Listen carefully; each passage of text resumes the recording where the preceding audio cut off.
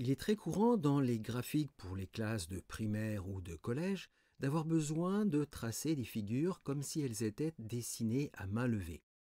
Une solution très classique avec TIX est d'utiliser la bibliothèque Decorations Path Morphing et la décoration nommée Random Steps, qui vont nous permettre de paramétrer ces tracés à main levée. Eh bien, voyons tout ceci dans cette séquence.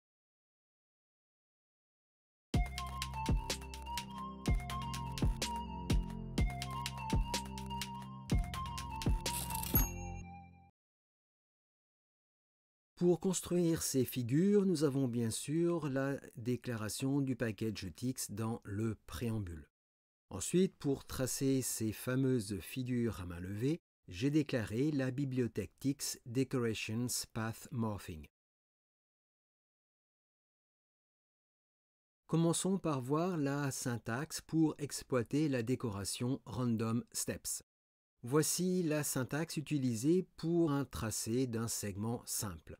Pour tracer un segment, nous utilisons la classique commande TIX Draw. Ensuite, nous avons tous les paramètres de la décoration indiqués entre crochets. Nous avons le crochet ouvrant ici et le crochet fermant ici. Avec la commande Decorate, nous indiquons que nous souhaitons appliquer une décoration sur le tracé. Ensuite, la commande Decoration permet de spécifier tous les paramètres de cette décoration. Ces paramètres sont indiqués entre les accolades.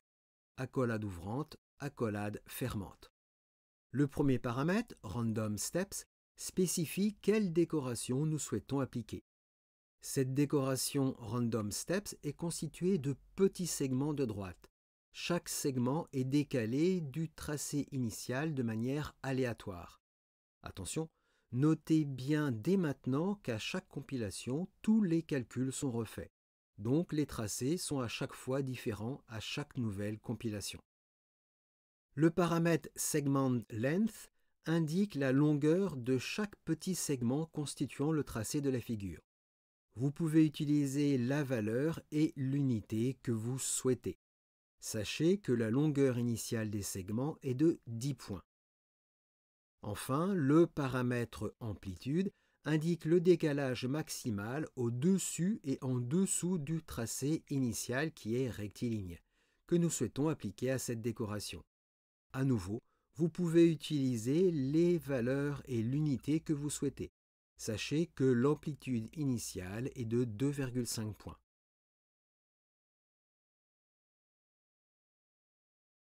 Pour cette première série d'exemples, nous allons tracer de simples segments. À chaque fois, je vais laisser un segment droit sans décoration afin d'avoir un exemple rectiligne. Le premier exemple utilise la décoration Random Steps seul, sans aucun paramètre. Nous avons l'exemple ici. Et nous avons la syntaxe qui est ici. Dans ce cas, nous avons des segments qui utilisent les valeurs initiales. Ces valeurs initiales sont de 10 points pour la longueur des segments et de 2,5 points pour l'amplitude, c'est-à-dire le décalage qu'il y a au-dessus et en dessous du tracé. Pour plus de clarté, j'ai tracé un segment rectiligne gris très clair positionné avec les mêmes coordonnées. Le voici. Je vais zoomer.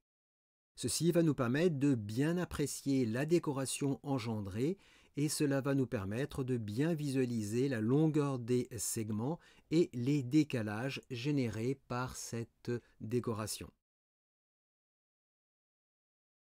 Dans cette deuxième série d'exemples, nous allons visualiser le paramètre qui détermine la longueur des segments. C'est le paramètre Segment Length, dont vous avez les syntaxes ici, avec ces différents exemples. Et nous avons l'affichage à ce niveau-là. J'ai utilisé plusieurs valeurs pour la longueur des segments qui vont de 1 à 5 mm. Bien sûr, plus les segments sont petits, comme ici avec 1 mm, plus le tracé est haché. À nouveau, vous avez un segment rectiligne sans aucune décoration et là, à nouveau, j'ai créé un deuxième segment en gris très clair sous la première décoration afin de bien visualiser la longueur des segments. Je vais zoomer. Et vous voyez bien, la longueur des segments ici de 1 mm par rapport au segment initial qui est en gris très clair. Nous l'avons évoqué en introduction, à chaque compilation, les calculs des paramètres sont forcément refaits. Donc les tracés engendrés sont différents à chaque fois. Pour bien visualiser que les figures sont recalculées à chaque compilation, je vais ajouter un simple texte. Je me place sous ma figure et je saisis le mot texte. J'enregistre et je compile. Et voilà, vous avez pu voir que tous les tracés sont recalculés. J'efface et à nouveau, j'enregistre et je compile. Et à nouveau, tous les tracés sont recalculés.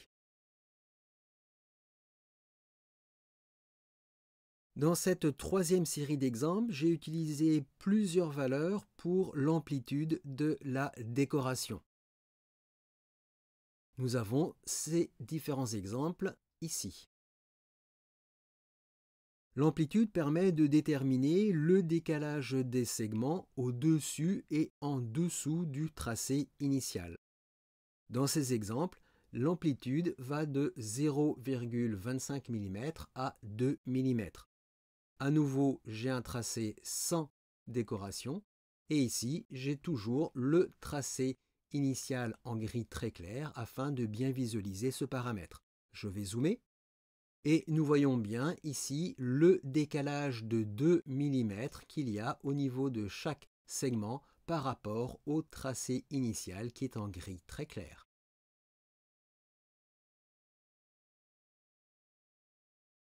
Enfin, pour la dernière série d'exemples, j'ai utilisé différentes valeurs pour la longueur des segments et pour l'amplitude. Nous avons la syntaxe ici pour ces différents exemples. Et nous avons le rendu à ce niveau-là.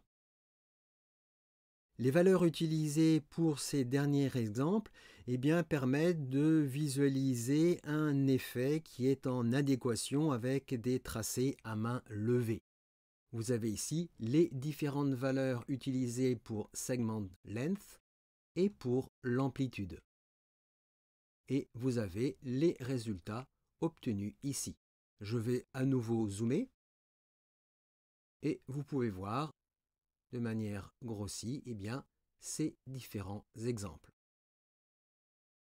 Bien sûr, cela sera à vous d'effectuer les tests nécessaires afin d'obtenir l'effet voulu selon vos préférences et selon le contexte d'utilisation des figures.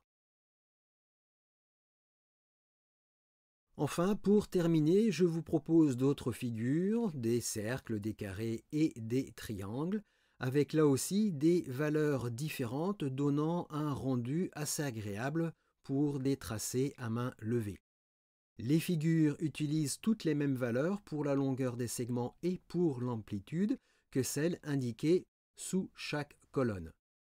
C'est-à-dire que ces trois figures utilisent ces paramètres pour segment length et pour l'amplitude. Il en est de même pour ces différents autres exemples, pour ces différentes colonnes. Et vous avez ici dans le code la syntaxe de chacun de ces exemples. Donc voilà comment créer des figures avec des tracés à main levée avec la bibliothèque TIX Decorations Path Morphing et avec la décoration nommée Random Steps. Vous connaissez aussi les paramètres afin de personnaliser comme vous le souhaitez ces tracés pour obtenir le rendu que vous voulez.